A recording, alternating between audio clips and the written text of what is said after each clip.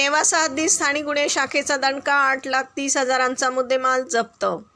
नमस्कार, आपण पाहत आहात महाराष्ट्र जनता न्यूज। अहिल्यानगर जिल्ह्याचे पोलीस अधीक्षक मोमक्का सुदर्शन यांच्या आदेशानुसार स्थानिक गुन्हे शाखेने नेवासा पोलीस ठाण्याच्या हद्दीत अवैध वाळू वाहतुकीवर धडक कारवाई केली आहे। 20 जुलै रोजी रात्रीच्या सुमारास संत गाडगेबाबा शाळेजवळ संशयितरित्या जाणाऱ्या एका लाल पांढऱ्या रंगाच्या डंपरला पोलिसांच्या पथकाने थांबवले।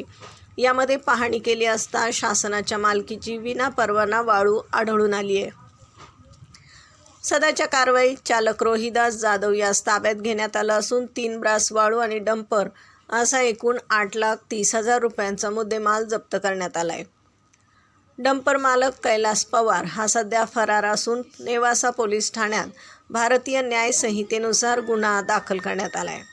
पुढील तपास पोलीस करत आहेत। प्रतिनिधीसह महाराष्ट्र जनता न्यूज, अहिल्यानगर।